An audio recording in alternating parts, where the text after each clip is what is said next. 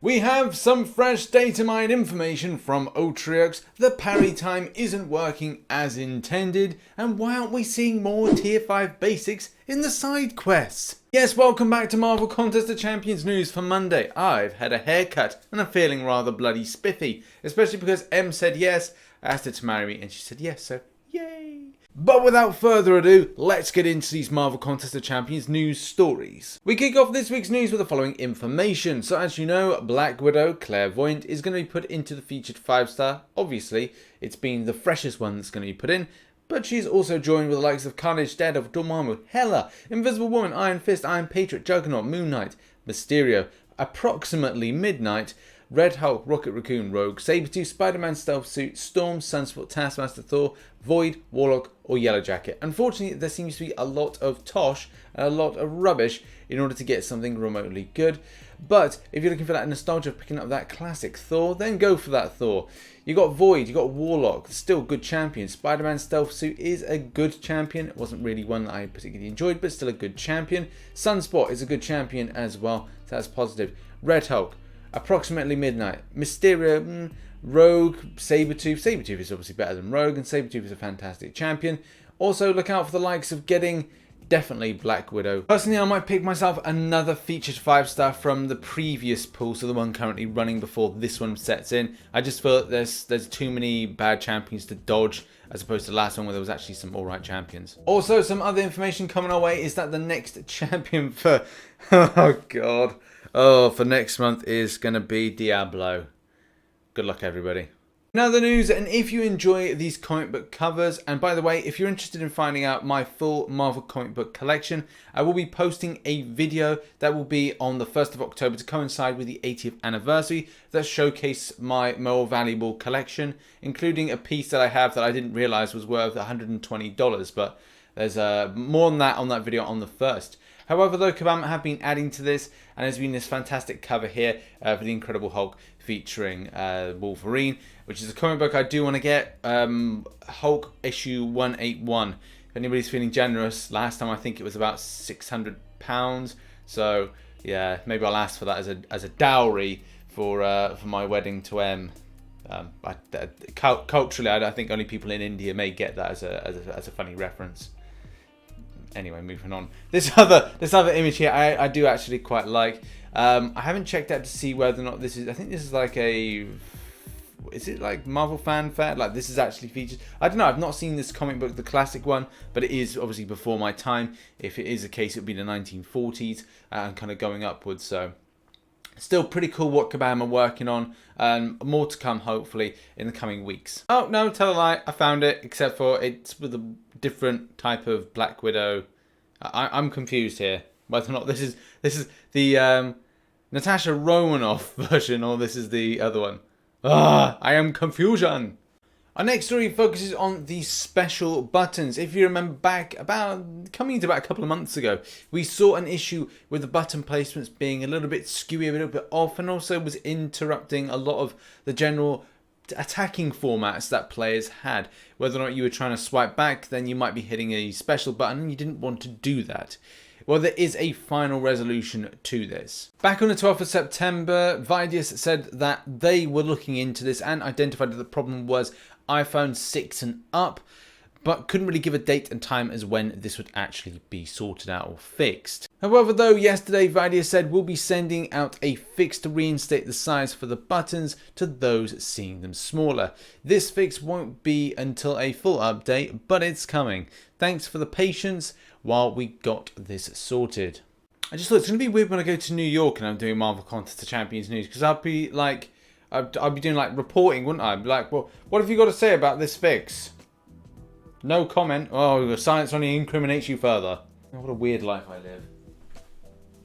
Next story. Next up, a massive shout out goes to Droid for putting together a champion spreadsheet for the Paradox event. Yes, someone has gone to the awfully difficult trouble of getting all that information together. This spreadsheet is still being worked through at the moment, but as you can see, so much level of detail has gone into it in order to give it fully to the community, and as well, it is constantly going to be updated by Droid. I would also strongly recommend you going to his YouTube channel, which is the first link before a link to this, so you can go and support him. It's MCOC, Droid does. Go and give him some love and support. Link is in the description down below. And now on to a serious story, and that is the Parry Timer. This comes from someone's expedition into variant 3, but also could be something that goes across the board, and that is the timer and the trust timer you leave with Parry. You hit the Parry in, you kind of go, right, well, I have it extended out. It should be 2 seconds if you've got Parry fully ranked up. But it feels from this person's perspective that they put something in and it was just about 1.6-ish. Now, it is very difficult with these things to put timers down and do the command feel differently to the player base. Is there something that is a bit fishy? Let's have a look a little bit more. Mad Cat's dissection of this basically stems from using an Omega Red. Based on the way that death spores were put onto the enemy is a good indication as to, right, well, by that logic, it should inflict 4 death spores against the Parry maxed out of 2 seconds. I believe what Mad Cat is doing with this footage is kind of demonstrating that is not correct against the Parry, only really being able to add 3 in this case. Now, before this kind of thing loses you if you are a watcher at the moment, I think it's important to think that, you know, Kabam have taken notice by this and decided on the 14th that they wanted to start engaging with some sort of communication to try and find out more and whether or not this is an ongoing problem. There are a few clips here that do show the element of Parry being less in duration, and then other instances where it's being more in duration. Either way, I thought this was a very fascinating read, even if it turns out to be something that Kabam go, oh no, it's absolutely fine. I just thought it was quite an interesting story to read right through, and whether or not people go along the line of going, okay, well, the modification based on perfect block chance has some hindrance to this particular timer, or there is actually a problem based on what is seen.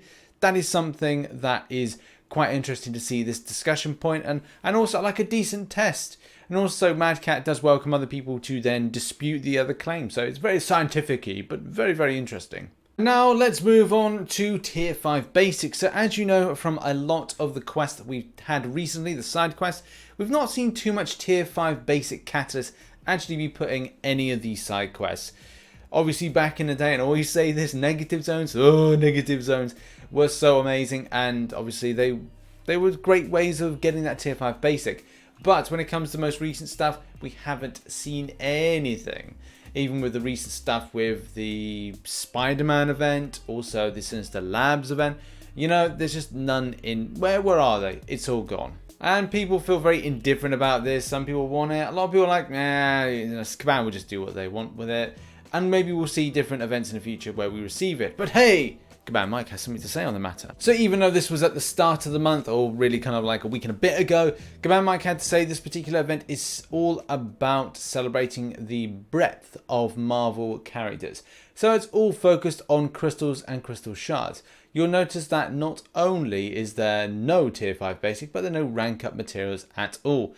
This is not something we want to continue, but was right for the event. Yeah, sometimes it's alright to expect the unexpected, and we have gone from that resurgence of having some decent side events to having a few mediocre events. I think when we get into the latter part of the years, especially like November, December time, we'll start seeing something a bit more tastier when it comes to that tier 5 basic. And we'll probably see another variant by then, especially with the scaled down version of variant 3. Probably expect something like that coming into the end of the year. And now on to our final story, which is arena results and predictions. All my predictions are down below and are based off facts of the information from this page here. So make sure to go back to Marvel Contest Champions True Cost for the full information. But if you want an idea, this is what I've found so far. So for a position of 144 in the 5-star selector, 49 mil was enough. And obviously I believe that about 50 to 55 mil would be enough, which is a bit annoying because I thought that this would go at least about 45 mil with my round 1 prediction, but no, it's going to have to be about between 50 and 55. Then when you're looking at the 4-star selector, you need to go for at least up to 7 mil in order to guarantee. But look, 750 position was enough with 6.5 mil. But I do feel that that round prediction of 6.5 to 7 mil, let's say 7 mil is going to be safe. And then finally, I think we got it right with about 3 mil for Nick Fury. So I'm going to say 3.1 to be safe for round 2. But make sure to go back to Marvel Contest of Champions True Cost tonight for more information on this to be fact. There we have it. That has been Marvel Contest of Champions news for Monday, the 16th of September 2019. Thank you ever so much for the support yesterday on the Iceman Marvel Powers United VR video, which is going to be here. Really appreciate that. Make sure to catch Friday's news, which is here. I'll probably be posting another video today. And yeah, see you in the live stream later on. First link in the description is the live stream feed, which will be on Twitch. See you all tonight and in the next video. Bye-bye for now.